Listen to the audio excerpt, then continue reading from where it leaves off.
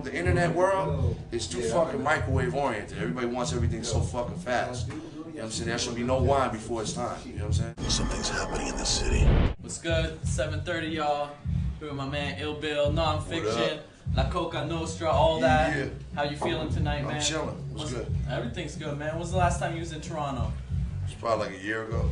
Word up? Yup. Word up. And what have you been up to in the last year? What do you got on the go?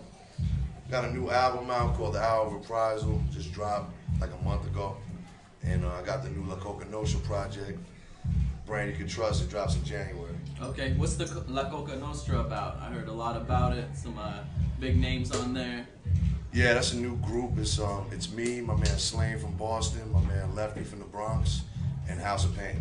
Okay. Well, how'd you end up hooking up with Everlast and Lethal in the first place?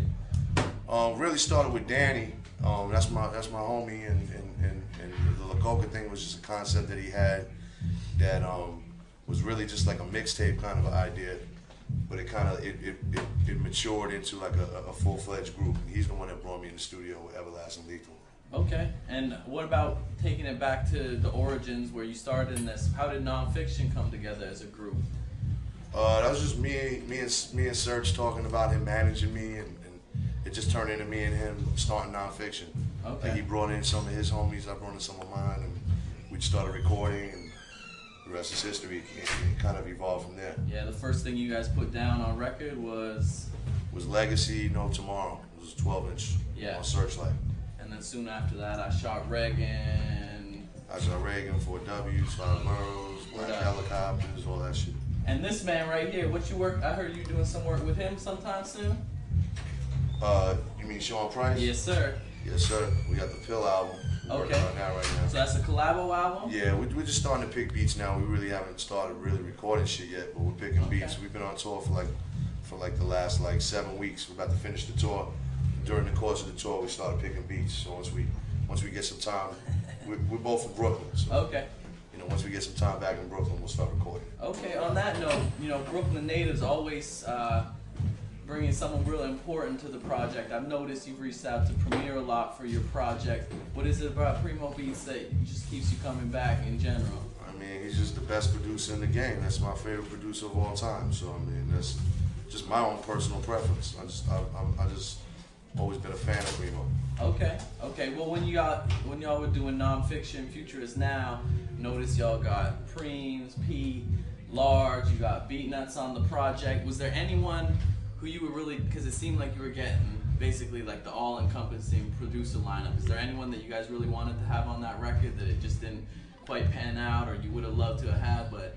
It'd been cool to have Muggs on the record. Okay. I've been wanting to work with Muggs for a minute, so got to work with him on the new record, so we made up for lost time with that. Yeah. But if I could have got him on the Future Is Now, that would have been cool. Okay. And beyond producers, hip-hop heads in general, is there anyone in like the wide world of music that you've just been dying? I know you reach out to the metal world and a lot of different music. Rick Rubin. Yeah? Rick Rubin. Any particular, I mean, beyond the fact that he's an innovator in the game in the first place, is there any particular thing about his sound or why you would want to work with him at this point in time? You know why? Because he's the fucking man. What kind of shit you think you guys would put together? Something dope. Bottom line? Yeah, anything I do is dope. Anything Rick does is dope. Okay. So it's gonna be twice as dope. What do you think of that new? 3 times dope. What do you think of that new Metallica record? I like the new Metallica record. Yeah, it's like the best thing they've done in 20 years. You know, I'm an old school Metallica fan, so I haven't really liked anything they've done in a long time. New record's dope. I like it. It's pretty good. I gotta really give it more of a listen. But I listened to it a couple times when it first came out, and I was digging it. Is there going to be an unauthorized biography of Metallica? Nah. They don't rate that? I mean, it's already, you know, I did it. I did Slayer. I mean, if I'm going to do anything else, it's going to be after Nas does KRS-One. I'm curious, man. You're in tight with the family. You work with your brother on a lot of projects and whatnot. But also the music you do has, I guess, aired out a lot of your personal history within your family and whatnot. Was there ever a time where that became a conflict within your family where you putting the truth about your life on record ever like created drama within your Not really. Because I watched that video about one of the new songs on the record where you played it for Howie for the first time in the studio. I did that because that's like that's just a respect thing. I mean, he's my elder. If he's on drugs or not, it's whatever. He's my uncle, so I had to show him that respect. I kind of put him on blast with that song, so that's respect at the same time. There's a respect thing, it'd be shameful. You know what I'm saying? If I didn't play it from the first, you know what I'm saying? Just get the blessing from him. But he seemed to enjoy it. He more than enjoyed it. He loves the shit. I mean, that's why I put on the record. If he told me, he'd be pissed off at me. He'd be disappointed if I didn't put on the record. So. He's an interesting character. What did he contribute as far as you said he's your mentor to you and your brother? I never said he was my mentor, but I mean, he's an influence on my life. Okay. You know what I'm saying? Not a mentor. I mean, a mentor is someone who who tells you right from wrong and he never did that. You know what I'm saying? I mean, more or less just the way he lived his life, the negative shit that he did, and just the fucked up way he lived his life kind of influenced me what not to do in a lot of ways. You know what I mean? He was cool in a lot of ways. It's kind of a deep topic. I mean, as far as just a mentor, he's not really a mentor. He's just blood. That's my family. You know what I'm saying? It is what it is. Really, he's a fuck up. You know what I'm saying? He never could be capable of actually being really anybody's mentor. More learn from his lessons, right? More or less, it's like learn from his mistakes. I learned from his mistakes. If I putting him on, by putting the spotlight on him, it's showing other people, maybe the younger kids that are coming up, don't fuck around. I don't know, corny shit like don't do drugs, but don't OD. You know what I'm saying? Everything you gotta do everything with some, you have to draw the line. You have to know where to draw the line. So in a way, he taught me, growing up watching him fuck up, taught me where to draw the line. And as far as influences go, being a cat from Brooklyn, what do you think Brooklyn brought to you? More than just an MC, perhaps as an MC as well. Your style, what you do in your life. What do you think the Brooklyn experience brought to you? I don't know. That's something that someone on the outside looking in would have to tell me how they see that. I mean, for me, that's just where I'm from. You know what I'm saying? I don't really think of it.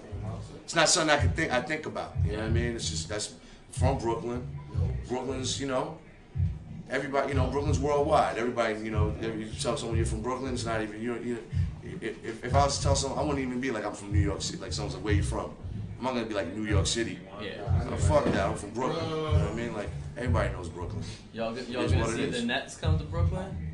I mean, I don't know. You don't know for that? I mean, I don't give a fuck either way. It'd be kind of cool, I guess. It'd be cool to have a Brooklyn team again. I haven't had a Brooklyn team in my lifetime, so it'd be cool. I mean, either way, it's whatever. You know what I'm saying? I feel you. They ain't cutting me no check, so fuck them. I don't really, it's whatever.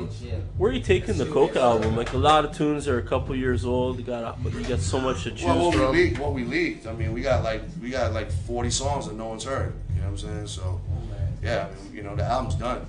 So it's coming. It's coming. There a tour? Everything, world tour, the whole shit. Yeah, the album, the tour, more videos, everything.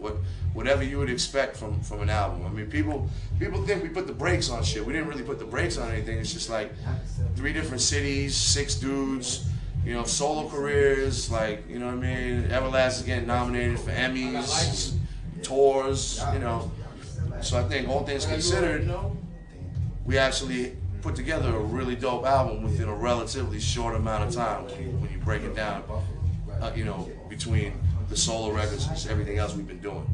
But I understand, people, the minute we started talking about COKA NOSTRA, within a week they wanted the album. You know what I'm saying? It's like people, the internet world is too fucking microwave oriented. Everybody wants everything so fucking fast. You know what I'm saying? There should be no wine before it's time. You know what I'm saying? Got you. And just in terms of you yourself, at the end of music, touring, is anything you personally want to accomplish and beyond the music, something you want to take on? You're talking about Everlast getting Emmy nominations, them different people going on into new realms. Is there anything beyond the music you want to try on? Nah. This is you, right? You good with this? I'm good, man. I mean, I don't know. You put me on the spot, man. I don't, any kind of any kind of accolades, any kind of thumbs up people want to give me, I appreciate it. You know what I mean? Like